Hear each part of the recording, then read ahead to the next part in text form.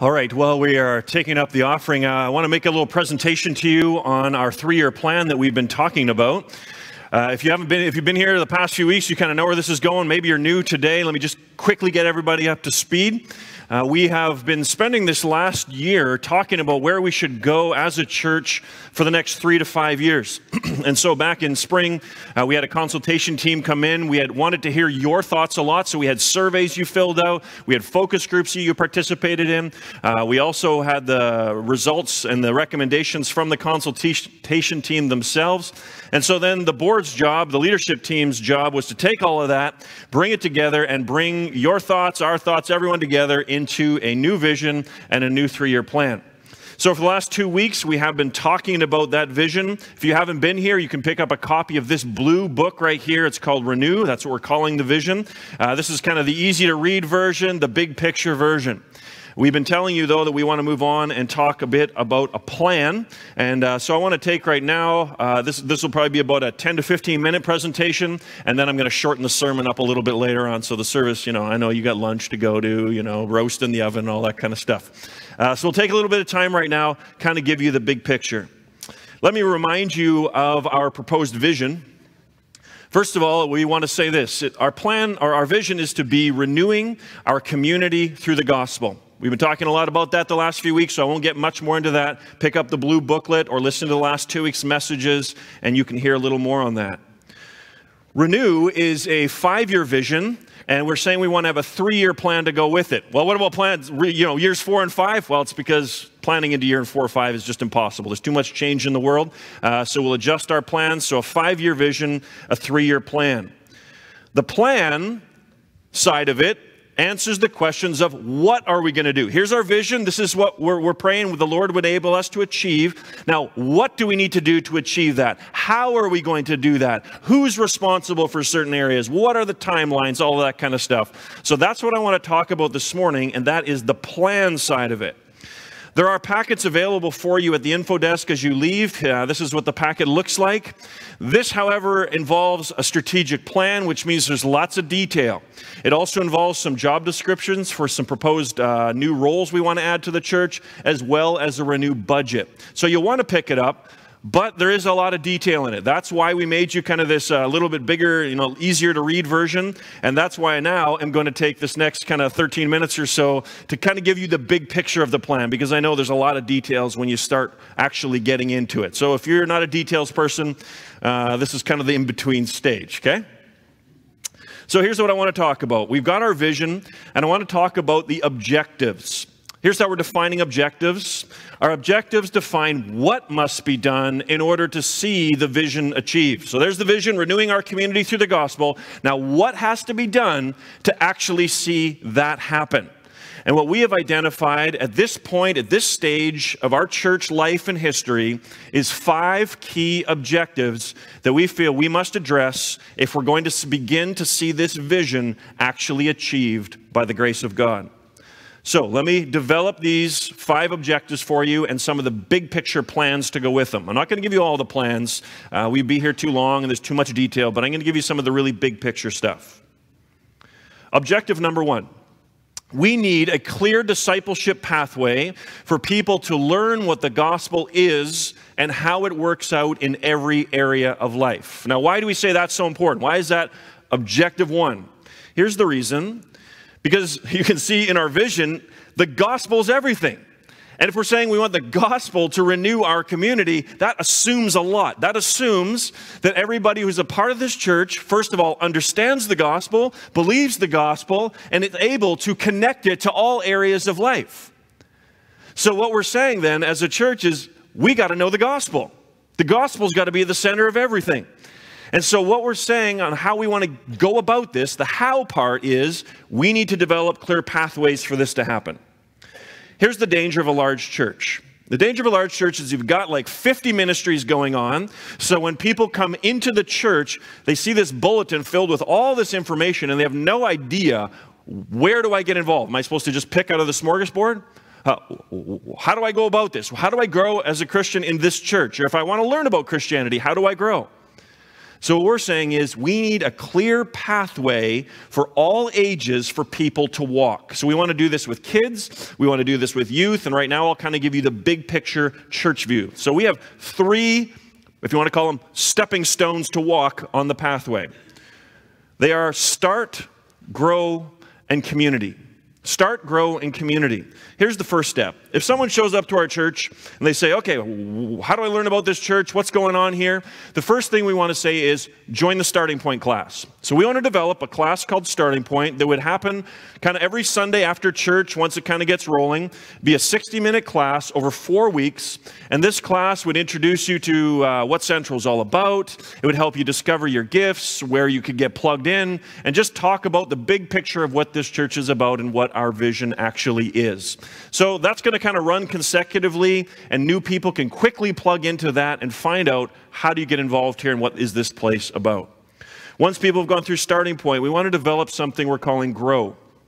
That is a 12-week track where groups of kind of, 3 people or so get together, maybe even 5 people, and they have a leader who's been trained, and you walk through 12 of the core doctrines, teachings, and practices of Christianity.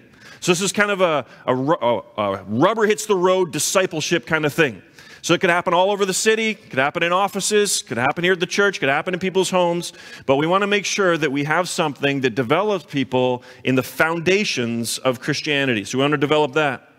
Then finally, we want to say, you've gone through Starting Point, you've been through Grow, and here's the next big step, community groups. Now I'll pause here. When I first got to this church, I started hearing about people being part of life groups, other people part of home groups, other people part of growth groups, and some people part of life group, community, no, what are they called? There's so many names, that's my point. And I kept saying, well, what's the difference between a growth group and a life group? And people are like, well, this started in 2003, this one started in 2007. And finally I was just like, whoa. We got to take all these terms and we got to come up with just one term. So this is really not complicated. We're just going to say, we're going to wipe the slate clean and we're just going to say one term, okay? So we're going to just call them community groups. It's not complicated at all. Too many terms flying around, too many definitions. So let's call them community groups. And we're saying community groups are going to be the key to seeing our vision achieved around the Capital Regional District. So the heartbeat, we want to say, of this church, if you want to grow as a Christian, the way it happens is within a community group. Life on life, and there's going to be 3 aspects that are going to define every community group. So these could be, like a music team could be a community group. A group of 4 people meeting regularly could be a community group. Could be your traditional Bible study, but it have to tweak just a little bit. So we're trying to make this so it can include all kinds of things. It's not just one model. It's a very flexible model. But it would have 3 things that would define it. First of all, it would be defined by the gospel. Truth is spoken here. We learn what the gospel is and how it applies to all areas of life. Second, love. That's what a community is about, caring for one another. And then finally, service. So serving out in the community, doing good for the city. We're saying we want to see our community renewed through the gospel. And as a leadership, as a board, we're saying the key way we want to see this happen is through our community groups. So that's kind of the big picture. How to achieve our vision, we're saying we need to develop clear pathways.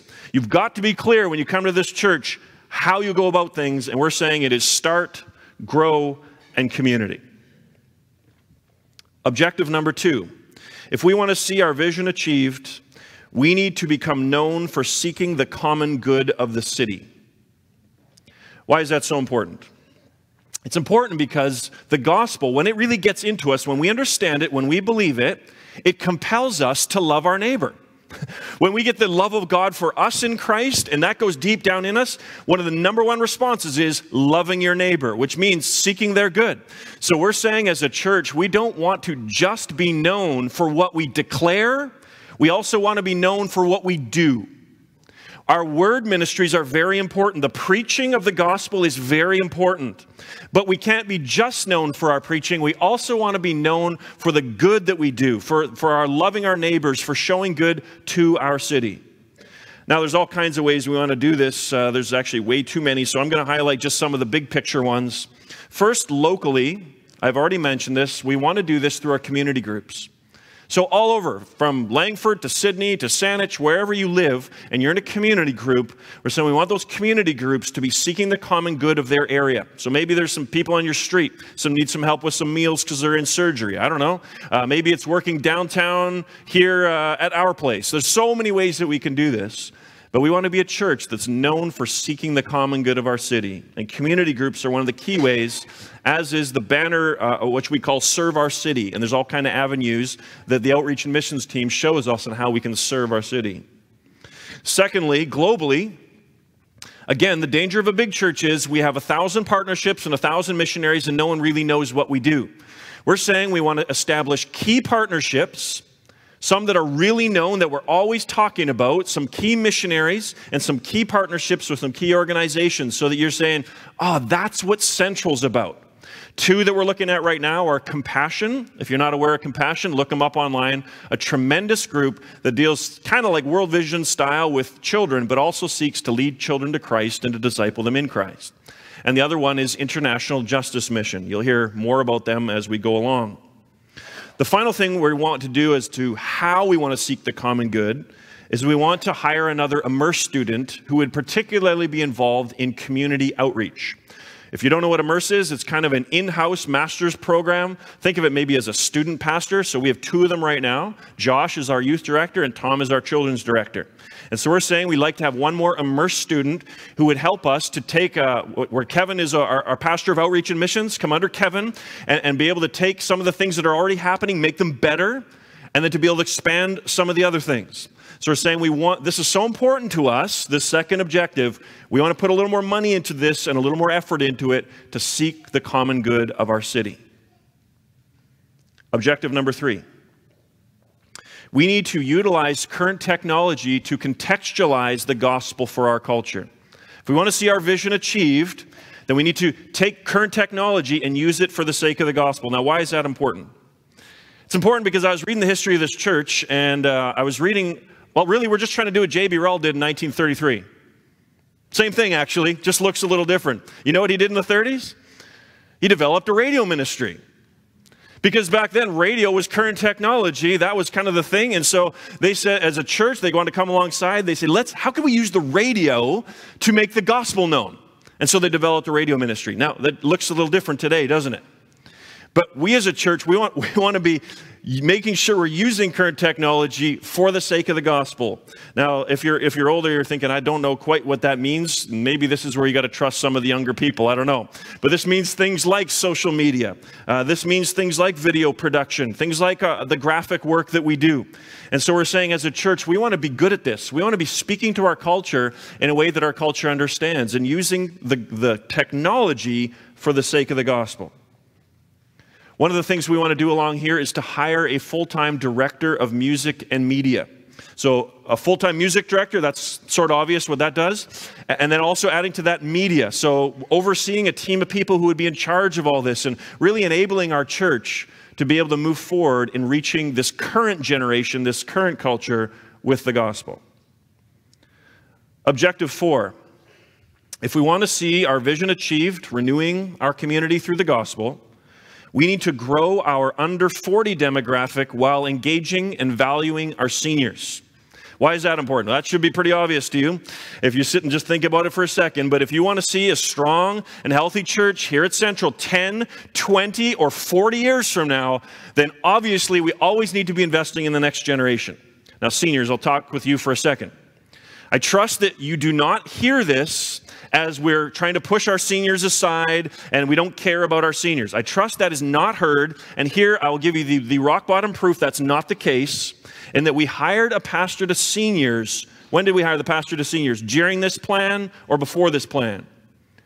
Before this plan. In other words, the board and your leadership said, our seniors are so important, we're going to hire a pastor to seniors and make it superior, preempt the entire plan. That's how important it was to us. So I trust that you don't ever feel like, they were just focusing on young people here. We don't care about the seniors. I trust that's never said at Central, and the proof is in the pudding, and that you see that we hired a pastor to seniors before we even did the plan. That's how important it was to us. So seniors really matter to us. We got lots of really great ones. But we're also saying we need to get younger. We need to pass the baton, and I trust that seniors feel that way. I know that's my grandparents, that's what they're always saying. We want to see the next generation raised up for the gospel. And so that's why we say it's important. Here's a few things about what we want to do to make that happen. First, for everybody, for all groups, we want to make sure our newcomers integration process goes really well. We want to put a lot of effort into our newcomers integration process. If you haven't met John Hodgson yet, he's the one in charge of this, and he's doing an excellent job, all kinds of plans to do a better job at newcomers integration. This next year, Josh, our immersed student, is going to graduate and will no longer be an immersed student in charge of youth. So in other words, we'll have nobody in charge of youth come 2017. We're saying youth matters at this church, so we want to hire a full-time youth director in 2017. Same thing for Tom in 2018. He will graduate. So technically, we will be without anybody to oversee our children's ministry. So in 2018, we're saying we want to hire a full-time children's director. So this all has to do with the age demographic of our church and saying we want to value our seniors while seeking to get younger. Final objective. If we're going to see our vision achieved, renewing our community through the gospel, it's very important that we need to multiply gospel-centered congregations. Why? For the simple reason that it's going to take more than just this church to see our vision achieved. The Capital Regional District is huge. The world is huge. And just one church is not going to do this. And so what we're saying is, we need to be able to multiply gospel-centered congregations. Central historically has been about this. You know that this church is single-handedly responsible for many, probably I'd say about 4 or 5 church plants, and was involved in at least 6 or 7. This is our historic DNA. Our founders said church planting matters because one church doesn't reach an entire city.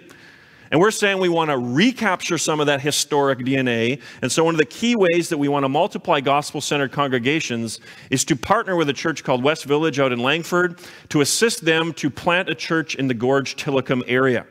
Now, this will tell you more about this, but this is actually very exciting.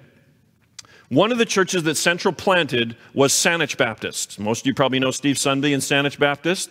One of the churches that Saanich planted was West Village Church in Langford. And now West Village Church is saying they want to plant a church with a man named Robin Martins. They already have their planter. They're already moving forward in the Gorge-Tillicum area. So do you realize then that church plant is a great-granddaughter of Central Baptist? Do we care about our great-grandkids? We probably should. So what we're saying, this is actually a big, easy win for us in one sense because they're already doing all the heavy lifting over at West Village. We're saying we want to kind of come in, partner them with some funds. Probably not a lot of people. They've already got a good core group going, but if a few of you want to join it, great. But we're saying we want to partner with them to multiply gospel-centered congregations so that we see gospel renewal across the Capital Regional District. And then finally, we want to consider launching a second service here at Central. Maybe it's a different time. Maybe it seeks to reach a different demographic. We're not sure exactly at this point, but we want to multiply these gospel-centered congregations. Okay, so that's the key objectives. We got the vision. We're saying this is what we need to do in order to start seeing this vision achieved over the next 5 years. Now let's quickly talk about the fun stuff, which is the money. Some of you are just, chomping at the bit. You're like, just get to the bottom line. I want to hear this. So this part's for you. Others, you're like, let's just go on with the plans are awesome. Let's go. Let's talk about the financial piece. First of all, our 2016 budget is $942,000 this year. And by the way, we are well ahead of budget. You are giving generously. Thank you for that. And please continue on that. As we consider where we want to go in the future, as we added everything up, we had all kinds of groups coming together saying, what do we need in order to make this happen? And let's get all the figures. And man, we made our treasurer, Mark Gunther, work hard. So actually, you want to give him a round of applause, him and the finance committee.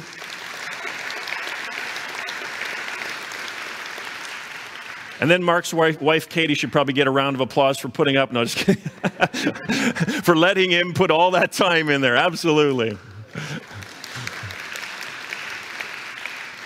So when we added all these kind of things up, and this is all in the packet that you can check out later on, I'll give you the big picture right now. The Renew plan looks for an additional $692,000 over 3 years. So normal budget, assuming that just stays the same as we're just for the sake of the discussion, we'd need $692,000 over 3 years. So that's an average of 22% increase. Now, what's this money all go to? First of all, we talked throughout this about some of the new staff. We want to hire a full-time director of music and media, a full-time youth director, an immersed student as director of community engagement, a full-time children's director, and a part-time executive pastor. Not just staff, though. There's all kinds of other things. We want to do a better job at community engagement. So that second objective of seeking the common good, that requires funds. Global missions. We want to educate our children's wing. We want to improve our technical services. You know, a bunch of the things here, this will make some of you laugh. Some of you maybe you'll not even quite get this, but the stage lights and all the stuff that's up here right now, there's a room up there in what's used to call the choir room. And in that room, there's a server room. And do you know what our lights run on? Some of you have never even heard this word. If you're a millennial, you'll be like, what is he talking about? It runs on a floppy disk. Now, some of you are like, what is he talking about? I'll just tell you, it's really old technology, and it's about to die. So things like that. we need funds to be able to replace a floppy disk. A floppy disk, right? Or the whole thing's just going to crash any day anyways. Things like foyer renovations and some others. I don't want to go on too long about this. So that's the big picture of what the $692,000 is for. So obviously that's a big figure. Back at the consultation, they really pushed us to say, you guys need to step out a little more. You've plateaued, you're too comfortable, you play it safe a little too much, you need to step out a bit. And I trust that as you hear everything I've just said, what you hear first of all is, we need to get our own house in order. Some of this is not really radical stuff. We need to get our own house in order. We need clear pathways. We need effective community groups. We need to do a better job at things like newcomers. We got to get our own house in order. But we're also saying we want to start moving forward and taking some new initiatives. And I hope you can see there's nothing really radical here. I mean, it's not crazy, but definitely some new steps. And these new steps do require some new funds. Now, you can look at the budget. I encourage you to do that, to get this packet and actually look through the budget. That gives you some more of the details. In one sense, $692,000 is a pretty big number. And in another sense, actually, it's not a lot. When you put it over 3 years and you consider the way our giving is going right now, the trajectory of it, and the way that you've been so generous over the last little while, and then you add a little more sacrifice in stepping out, and who knows, maybe some more new people, we as a board think it can be done. So what we'll encourage you to do is to pick up a Renew plan at the info desk. You can get more of the details there. Let me give you just a few more thoughts on the financial piece. First of all, I think we should give generously. And I wouldn't stand up here and just give you all the facts, and I wouldn't guilt you. We give generously for one reason, and that's that God has given generously to us. It's a heart thing. You know, and I'm not going to be the pastor who's going to come up and try to squeeze every dollar out of you. That's not the way we're going to do this. The way we'll do this is the gospel speaks to your heart. You're so amazed at the generosity of God that you want to give. That's what we want to have. Hearts that want to give. But if you think practically, I think giving funds to something like this is one of the best uses of your dollar. Think about just take $1 and think of all the things that it goes to. I mean, you're investing in children being raised up to know Christ. You're investing in youth being raised up to know Christ. Part of your dollar goes to seeing our community just locally here, trying to work in this downtown core where you know there are so many needs. Some of it goes to that. Do you enjoy the preaching of the word on Sunday morning? Do you like that it goes out? Do you want it to be preached well? Some of the dollars go to that. Think of all the things you're giving to world missions, to great causes. So rather than having to give to all these causes all over the place, a portion of every dollar goes to all those causes. That's why personally, I love giving to a church because I know it's covering so many areas. So pick up the Renew packet. You can hear a bit more about it there. Now, finally, just some quick timeline issues. Focus groups. We're going to have focus groups on October 25th here at the church. If you'd like to be a part of that, discuss some of this plan, sign up at the office. Next, on November 3rd, the Finance Committee is going to give a presentation, give you more of the details. I gave you the big picture. On November 13th, we're going to have a town hall meeting. At the town hall meeting, all kinds of questions, lots of discussion about the whole plan and the whole vision. So we're trying to give you lots of opportunities to talk. You see, this is not a top-down thing. This is, we began in April having a big discussion. Board goes away, tries to put all that together. Now we're coming back. Here's how we put it together. Now let's talk about it some more. We're having a big discussion together. And then finally, on December 7th, we will have a church vote. So that's our vision, renewing our community through the gospel. And that's just a quick, broad overview of the 3-year plan. Again, I encourage you to pick up the packets at the info desk. And in a few minutes, we're going to talk about the importance of prayer as we come to an entire plan. Because without prayer, without the power of God, all of this is meaningless.